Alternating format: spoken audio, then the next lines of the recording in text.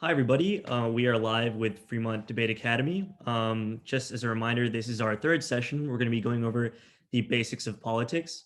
In the description below, make sure you guys fill out the attendance form so we can track you guys as you guys tune into the video. A little bit of background for those of you who are newcomers. Fremont Debate Academy is a 501c3 certified nonprofit, and our mission statement is to get a debate program and civics education program in every school and every district across the entire world. Be sure to check out the rest of our YouTube channel to check out other videos and other content that we've created for you guys, and make sure to hit the subscribe button below for any more content we put out in the future. So with that, let's get started. By ways of quick introduction, hello, my name is Vasuman, and I am a co-founder and CTO of Fremont Debate Academy. Currently, I'm a sophomore at UC Berkeley studying computer science and business. And with me is Darsh. Hi, my name is Darsh, and I'm a VP of Education for Fremont Debate Academy, and I'm a junior at Irvington High School. Great. Thank you, Darsh. So we want to start off with you guys, as always, with a little quick joke, and it goes like this. A little girl asks her father, do all fairy tales begin with once upon a time? No, sweetheart, he answers. Some of them begin with if I am elected. That's a quick little jab at politicians who sometimes, make claims to get elected, but then maybe don't follow through with them once they are in office. And it's up to you maybe to decide whether or not you think that that's accurate or kind of just a bit cynical based on, political landscapes. So with that, let's dive right into the agenda. We have four main items for you guys today. The first of which is the branches of government, the three main ones we'll be talking about. Next is the political parties, the two main ones, Democrats and Republicans, as well as a couple of more that you might not have heard about. Third is the electoral college and the ways that presidents get elected. And fourth is lobbying and how that influences the current political landscape. So with that, let's dive right in, starting out with the three branches of the federal government. As an overview, the Constitution, the Articles 1, 2, and 3 basically lay out the foundation for the three branches of the federal government, which are the legislative, executive, and judicial branches. Essentially, a separation of powers, which is kind of an overarching theme, wants to enforce that no single branch of the three that we discussed has all of the power or even a majority of the power in the government. And we'll talk a little bit about how that's enforced later on. Another quick thing that we want to note is that the state government is not the same thing as the federal government. In fact, the federal is the entire nation's government, basically the White House, think of it like that. And in addition, states have their own constitutions, which are ratified, essentially adopted, whenever the states are first founded. So they might have rules that are different than what the federal government outlines for them. And we'll talk about more of that in depth later on. Finally, we'll take it back to the separation of powers and talk about checks and balances, which are basically, the ensurement methods to make sure that no single branch has all the power and no branch can overpower the other two. So now, as a quick little overview, we have the legislative, executive, and the judicial branches of government. To talk about what goes into each one, the legislative makes the laws and has the Congress. The executive branch has, the president, the vice president, and cabinet. And finally, the Supreme Court, the judicial branch has the Supreme Court and other federal courts as well. So now moving on to the legislative branch. Legislative branch consists of Congress, which is the Senate and the House of Representatives. And essentially, for a bill to be passed through both houses, it must first go through the House and then the Senate by a simple majority vote. Essentially, anything over 50% of each, the Senate or the House. So the Senate is made up of 100 senators because each state has 2 senators that are elected every 6 years. So for example, for something to pass through the Senate, it must have 51 senators voting for that bill. On the other hand, the House of Representatives is made up of 435 representatives, and the representatives for each state vary on population. Essentially, they're elected every 2 years, and through the House of Representatives and the Senate, they have the ability to levy taxes, declare war, and approve appointments made by the government for his cabinet. Now moving on to the executive branch. This consists of the president and the departments that fall under them, and we'll talk more about the branches. The departments that fall under him as well. Essentially, the president is elected through the electoral college every 4 years. And something that you might not have known is that the president is also the head of the military. The president also appoints secretaries of executive departments that we'll talk a bit more in detail in the next coming slides. Finally, the president can also, kind of as a check and balance on Congress and the legislative branch, he or she can veto legislation that is passed by Congress. However, a check and balance that is placed back onto the president by Congress is that they can override his veto with a 2/3 majority vote. So for example, let's say that Congress passes a bill with a 51% majority in each, the House and the Senate. that the president does not like, he or she can say, no, I don't want that, let's veto it. But then the Congress can go back, and if the 2/3 of the entire, the House and the Senate vote to override that, they essentially have the final say. So that's a check and balance placed on each. But it's a little bit harder to override the president's veto than to pass a bill just initially. So now let's talk about state laws versus federal laws and how they might be different. So a couple of examples are listed here, and we'll talk. The first is minimum wage. So for example, on a federal level, minimum wage is set at $7.25 at a minimum. However, in some states, they have their own minimum wage law, that has to be essentially higher than $7.25. For example, California has $13. And a reason for this is because it's slightly more expensive to live in California than some of the other states. So to kind of alleviate this burden on the residents of California, we have our own state minimum wage of $13. Another example is the use of marijuana recreationally. For example, recreational use is still illegal on a federal level, so the government can step in on anybody using it in states that it might be legal and say that's not allowed. But as some of you may know, in California, it is legal for anyone over the age of 21 to use recreationally. Finally, the last example is the death penalty, which at a federal level, the government says is legal, but some states have gone out of their way to outlaw the practice and say that, no, we're not going to do that here. We find that unconstitutional or a violation of human rights. One example of a state that has done that is New York, and they've outlawed the practice. So now let's talk about some example of departments which fall underneath the executive branch by the president, who appoints the heads of these departments. So one department is the Department of Agriculture, and they're responsible for overseeing the American farming industries and handle subsidies, food inspection, etc. So all that falls underneath their domain. The second department that we want to talk about is the Department of Defense, which provides military forces needed to deter war and ensure national security. And a couple of groups that many of you have probably heard of that fall underneath the Department of Defense are the Army, the Navy, the Marine Corps, and more.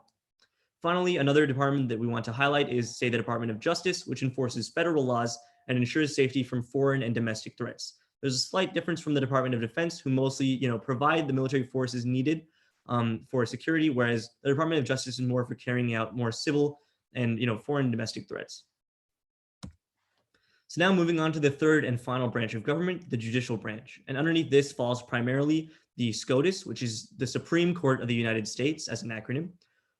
Many of you may know that the Supreme Court has 9 justices, which are appointed by the president and approved by the Senate.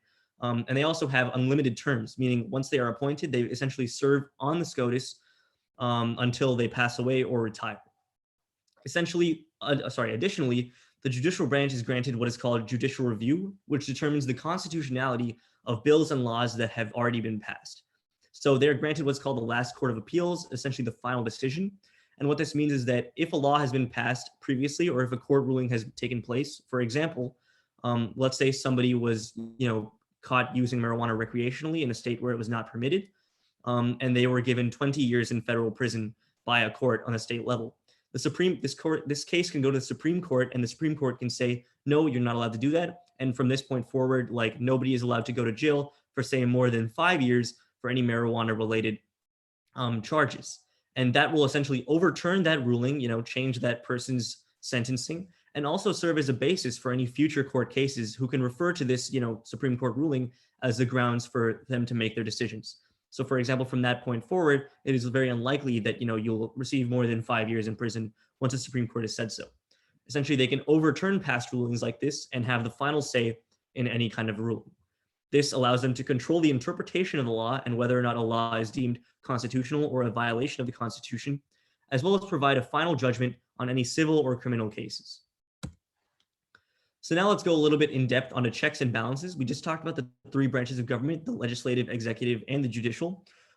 By this, chart, you can see the top left is the executive by the presidential hat, the top right is the legislative, and the bottom is the judicial. Now let's talk about how they can perform checks and balances on each other to ensure that no one branch has all the power in, America today. So starting out with the top left, the president can essentially be impeached by Congress, by the legislative branch on the right. However, the president can also veto legislation that is passed by Congress. So essentially they go back and forth with each other, ensuring that neither one can just overturn the other. They can always threaten to veto or impeach, one another. Now let's talk about the relationship between the executive and the judicial branch. Essentially, they can declare presidential acts or anything the president executive orders as unconstitutional and overturn that. But in addition, the president has the ability to nominate whoever sits on the Supreme Court. So they will have, a little bit of say in terms of what is being passed and what is not. So that way, they try to balance out, more either Democrats or Republicans in the Supreme Court to either support, to try and support them in their acts. Finally, we're going to talk about the relationship between the legislative and the executive, and the judicial branch on the bottom and top right. Congress has the ability to impeach Supreme Court justices, but on the same time, Supreme Court justices can declare laws as unconstitutional. So that's that back and forth dynamic. So as you can see here very clearly, no one, body has all of the power in the entire government. So we just talked about the three branches of government. And with that out of the way, I'll hand it off to Darsh, who's going to move on to our next topic. Okay, thank you, Vasuman. So now we're going to be talking about political parties. So right now in our political landscape, political parties are groups of people with similar ideologies and beliefs in politics. So the modern political parties we have are Democrats and Republicans. Currently, there's a Republican president in office. His name is Donald Trump, and the Senate is of Republican majority, while the House is of Democrat majority. So this is actually pretty important, where the entirety of the legislative branch is split in half, as the Senate is Republican and the House is Democrat. This can mean that if Donald Trump wants to get something through the House, it's going to be a lot harder for him to do so, while the Senate is going to support his actions. If, for example, we have Joe Biden become the next president of the United States and there's a Democratic president in power and the House is Democrat and the Senate is Republican, then the Senate could end up working against a Democratic president. And so there's sort of this interplay between the different houses and the different presidents as they are with their political parties. In addition, we can see that since there's a Republican president and a Republican Senate, it would be very easy for the judiciary branch to also become Republican, because the Republican president can pick Republican nominees and the Senate will then approve them because they're a majority Republican. So to sort of ground this in recent context, some of the more famous Democrats you might have heard of, Barack Obama was the president. He had 2 terms. He was the first African-American president, and his last term ended in 2016. Hillary Clinton ran against Donald Trump in the 2016 election, ended up losing out, but she was the Democratic nominee for the presidency. Joe Biden is the current Democratic nominee for the presidency and also was Barack Obama's VP back during Obama era presidency. And right now he is running to be president of the United States for the 2020 election. In addition, for some famous Republicans, Ronald Reagan was the Republican president back in the 1980s, and he's credited for being the father of modern conservatism because he had a very strong stance on being pro-business and decreasing taxes on the rich. In addition, both Bush Jr. and Sr. were presidents that were Republican in the last decade, and Mitt Romney was a very high-profile Republican candidate for the presidency. He ran against Barack Obama in 2012 and almost ended up winning, but Obama barely edged him out. In addition to these main sort of political parties, there's independent and third parties as well. We can see Libertarian, Green Party, and other parties also exist. And it's important to note that even though they haven't really won any major elections in the last 50 years, they do exist and they can end up stealing voters from either Republican or Democratic Party elections and swinging the vote there. Okay, and then on to the difference between modern day political parties. So Democrats in general, and again, we're going to be talking about in general terms here. We're not specifying that a Republican or a Democrat has to be either of these things. But Democrats in general support views that go with stronger and larger government, while Republicans support views that go with smaller government. And so that's going to be the main difference between Democrats and Republicans. And so let's talk about how it actually plays out in terms of bills. So since Democrats are for larger government and more restrictive government, they usually pass increased gun restrictions, whether this means they're going to be placing bans on semi-automatic guns, or whether it's going to mean banning bump stocks, which are tools that make your guns even more powerful. So they're increasing the restrictions on guns by the federal government. Democrats also generally support progressive taxation, which means heavier taxation on people who are richer and less taxation on those who are poorer. This is in an effort to fix the income inequality we see in the country and to fix a lot of the societal problems with a lot of people having not enough money to basically buy food in our country and falling into poverty. They believe that the government is the best way to solve for this problem. And as a result, Democrats usually go in favor of progressive taxation. In addition, you can see, especially like recently, government intervention on tackling climate change is a really, really important step that Democrats have made.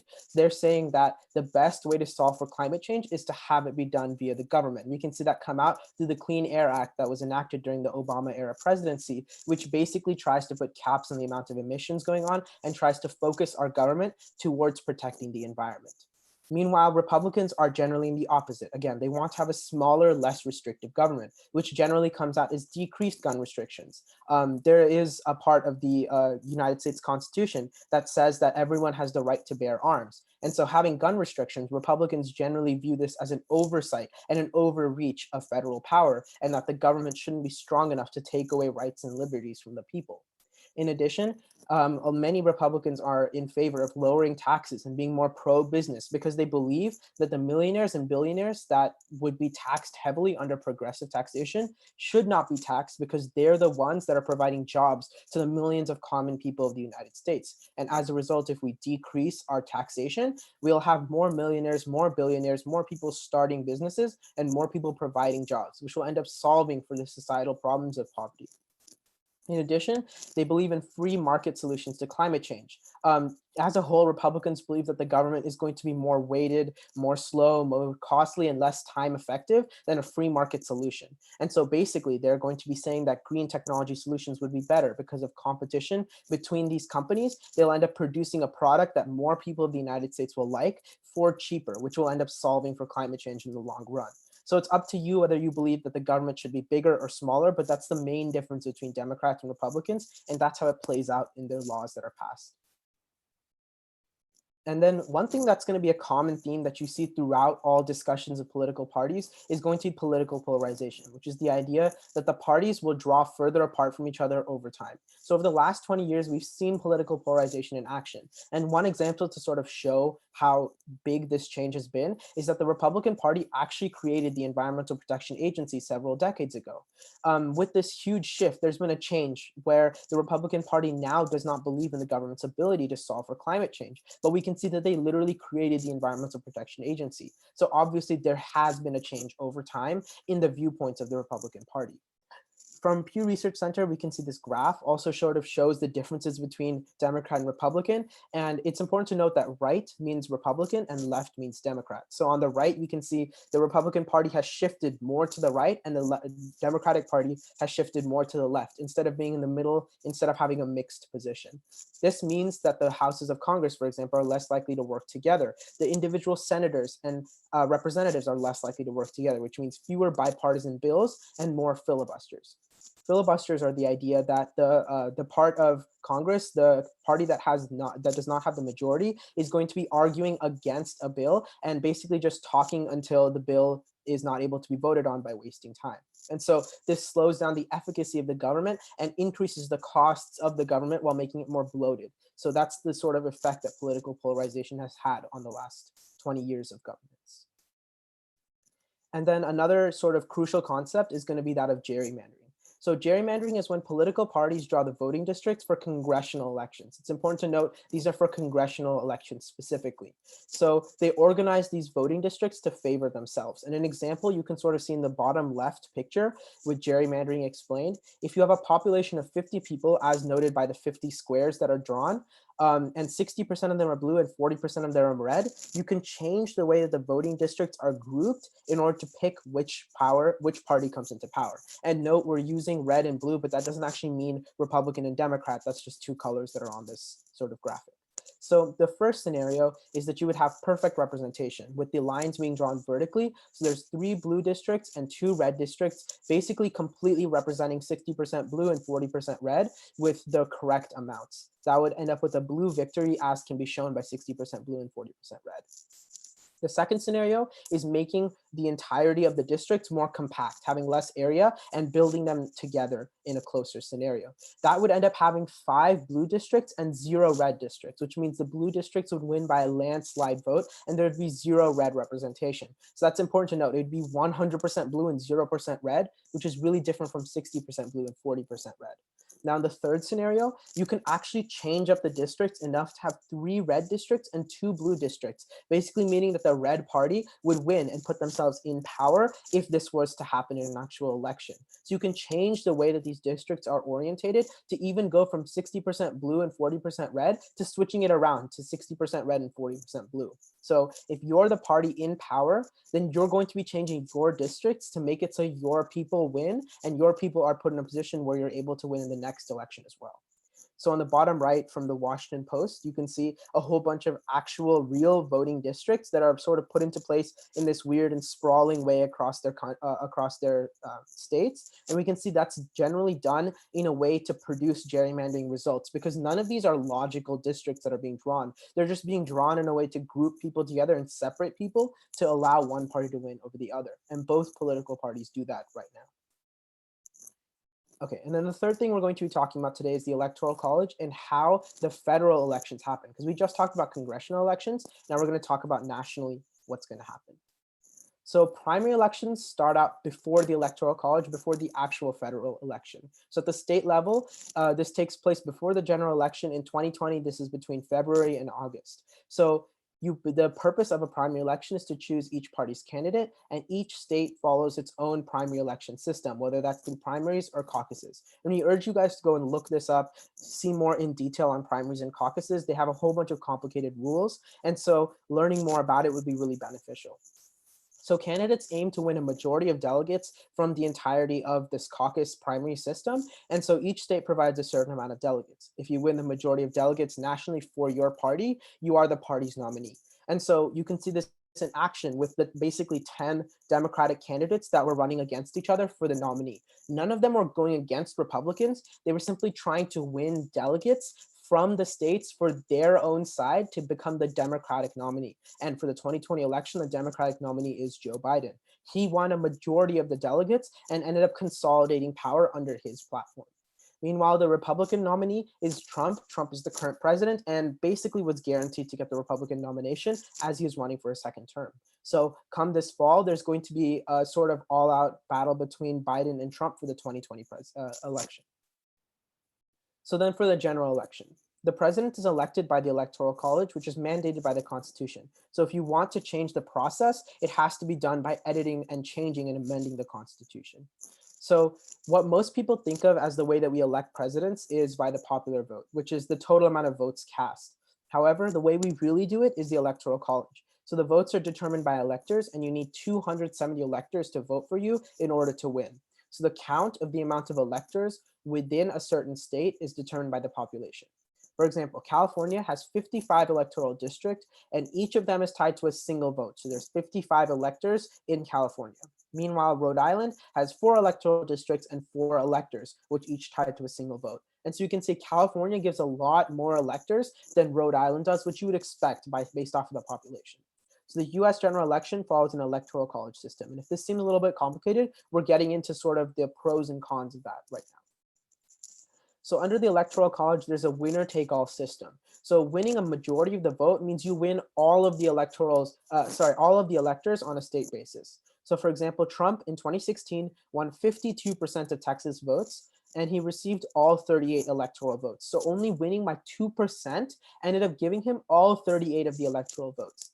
Meanwhile, the same thing happened with Clinton in California. She won 60% of California's votes, and just by winning 11% higher than the majority, she ended up receiving all 55 electoral votes. And 55 electoral votes is a huge amount when you compare to the total needed 270. That's like a huge amount that's going to get you closer to that total. And so the remaining members of California, their votes didn't matter at all because it was a winner-take-all system. The same thing for Texas, and these people were underrepresented. We can see Clinton won the popular vote by 2 million more people, but she lost in the Electoral College with 304 electors going to Trump and 227 going to Clinton. So Trump won the presidency, and we'll leave it up to you to determine whether this is fair or not. We're not trying to sort of have like a biased political statement on what's fair and what's not.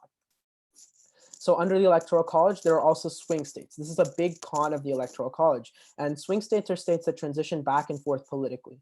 Florida always has a less than 5% margin from Democrat to Republican. So this means that it flips back and forth between election cycles. Some states are almost always right or left. For example, in the last decade, California is usually left. In the last decade, Texas is usually right. So if you're a politician, let's say you're a Republican politician, you're not going to go and campaign in California because there's basically no point to campaigning there. No Californian is really going to change their viewpoint if you look at the past decade of results. And so there's not really a point to going there and campaigning. Instead, you're going to go to Florida, which gives a huge amount of electoral votes and is able to switch back and forth. So politicians take California and Texas for granted and focus only on swing states, which means they promise more things to swing states. They listen to the swing states more often, which can end up sort of being unfair for those in these larger states like California and Texas that are sort of more fixed in their voting viewpoint.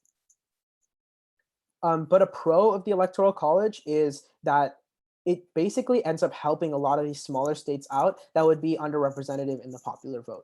So it's important to note that a majority of the US population is in cities. In fact, if you total the 9 most populated United States states, they represent 51% of the population. So under a popular vote, metropolitan areas would get the most campaigning and money because of course you're going to go to New York City and you're going to campaign there to the 20 million people that live there instead of going to some other random state that might have less people in the entire state than that one city has. So metropolitan areas would by far get the most campaigning and money under a popular vote system. This means that smaller states like Wyoming and Iowa would get little attention from their candidates, which means a lack of representation for their issues. This is really bad and can end up having really bad consequences for the entirety of the country.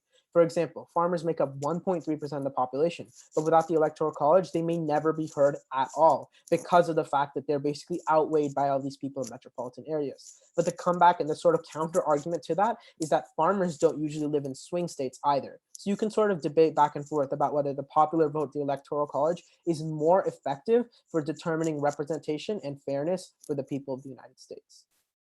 And now passing it back to Vasuman for lobbying. Great. Thank you, Darsh. So now we're going to move on to the fourth and final topic of today's discussion, which is lobbying. So you might be asking yourself, what is lobbying? Lobbying is defined as a way to influence legislation by persuading legislators to vote a certain way. And remember that legislators are mostly talking about the legislative branch, which consists of the House of Representatives and the Senate. So who is a lobbyist? It's the person or group that's behind the lobbying and tries to influence those lawmakers. So what are some of the things that lobbyists end up doing? The main thing is that they indirectly fund candidates through PACs. And what that means is that while they can't physically, hand them $1 million, they can donate money to PACs, political action committees, and then they can indirectly kind of help, gift money to the legislators and find a way to essentially give them money, but not think of it as not directly, because that is not allowed. Other things that lobbyists do besides just, give money and fund candidates, they also pursue relationships with legislators and help educate the legislators on those issues. Essentially, what you can think of this as is that any lobbyist will try to educate the legislators on their perspective of the issues. So for example, why they think that a bill should or should not be passed. Other things they do is help those legislators draft legislations, kind of provide tips on like wording, stuff that they want to have included or have not included in those bills. Finally, they also help, gain votes for the bills in both houses of Congress to help get those bills passed. So now let's move on to a couple of examples. Let's start out with the Citizens United case in 2010, which helped equate free speech, as money for corporations. And what this allows for is unlimited money to fund campaigns through political action committees if they're not formally coordinating with them. So as we talked about earlier, while you're not allowed to give money directly to candidates, you are allowed to fund those campaigns and their candidates' campaigns indirectly through those political action committees. And in addition, what this case really set a precedent for is that earlier money given to candidates was sort of capped. You weren't allowed to give them too much money. But now, since this case basically said that companies are made up of people, and those people have a right to free speech. And if their form of free speech is giving money, then who is the government to say that that is not allowed? And that allowed for unlimited money, essentially shelling from corporations to political action committees to those candidates. And that's a very aggressive form of lobbying. Another example that many of you have probably heard of is the National Rifle Association, or NRA, which spends billions of dollars in anti-gun control legislation. So why might they do this? It's because people who own guns are more likely to partake in the NRA. They'll subscribe to their services, receive their newsletters, things like that, pay them membership fees. And anytime, gun control legislation is passed, that means less people are buying guns, which means that less people are, giving money to the NRA. So for example, they very recently spent $1.6 million in, stopping expanded background checks in hopes that, more people will continue to buy guns and thus help fund their organization. Another example is oil lobbying, which every year, spends millions of dollars to block climate change efforts. So it's pretty reasonable to understand why they might want to do this. It's because climate change activists often proclaim that we should move away from carbon dioxide emissions, essentially talking about oil and gas. So oil lobbying essentially tries to combat this by denying scientific funding and also putting up a lot of money to subsidize the use of fossil fuels. Because if people were to move away from fossil fuels and oil and gas, then they would probably stop, spending so much money on oil, which would reduce the valuation of these companies. So they spend money to block legislation that might put them at risk. Now let's talk about some more examples. First, talking about educational lobbying. So organizations like the NEA help push for standardized educational standards. For example, Common Core, which was passed, a couple of years ago. Many of you are probably familiar with it. This was actually passed by the NEA, which lobbied very hard to get this pushed through. Other things that they lobby for are teacher tenure and other benefits for teachers. That's kind of the educational lobbying that comes out of organizations like the NEA, who also spend millions of dollars every year. A final example is the military industrial complex, which is essentially arms and ammunition suppliers and aerospace companies. Every year they lobby Congress to push for buying more weapons, ordering more weapons and ships and guns and planes. Anything to expand the military will inadvertently help their companies because they can produce more and be in the spotlight more, gain more revenue. So they lobby Congress a lot to push for expanding the military and expanding our warfare arsenal. So that kind of wraps up the examples of lobbying and kind of the four main agenda key items that we want to talk to you about today. So keeping all of that in mind, everything that we talked about, we have one main question for you guys all, which is, how does polarization between the two parties, the electoral college to vote for presidents, and lobbying to change legislation contribute to the United States being a better or worse democracy? So based on everything that we told you guys today, and we urge you guys to research on your own and come to your own conclusions, we want you guys to think about how each one of these aspects of what makes America our country today, how does that make us more or less democratic, and why? So that should be the question that you guys keep in mind, and try to come to your own conclusions and be opinionated in this sense. Have your own opinions. So now, where can you learn more? This is kind of a presentation on the basics. We didn't want to get too in-depth and kind of swamp you guys with information. But if you would like to learn more information, as always, you can check out the Fremont Debate Academy website online at fremontdebateacademy.org. In addition, check out our social medias. If you're on Facebook or Instagram, at those links below, just look up Fremont Debate Academy and we should be there. And in addition, if you're a high schooler watching this live stream and you want to start up a program in your own high school, then feel free to contact us on our website and we'll get back to you as soon as possible with next steps and how you might be a good fit for our organization. In addition, just as a reminder, we understand that most of you guys are watching this live, but a recording of this presentation will be posted to our YouTube channel and we'll also continue to put out more content in the future. So make sure you hit that subscribe button. Here are some helpful links if you're going to come back to these slides later, and we definitely urge you to just learn more about these topics because there's no shortage of information. Here are some helpful links where you can learn some more. Now, as always, thank you guys so much for participating in the live stream. And are there any questions? And really quickly before we go into those, just ask the questions in the live stream chat below. But in addition, make sure to check out our next series, which is tomorrow at the same time, which will go into a more expanded version of politics. So now we'll try to answer some questions in the chat.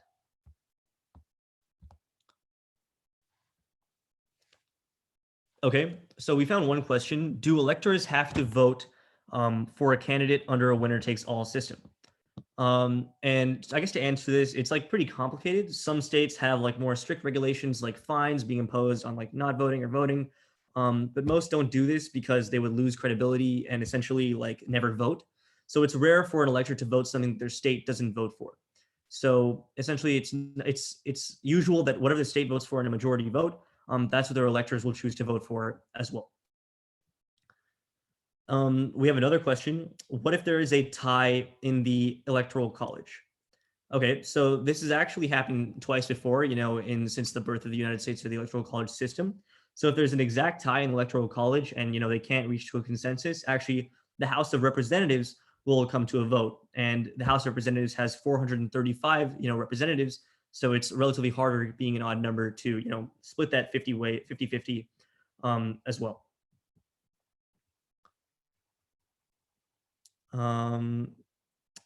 Any more questions?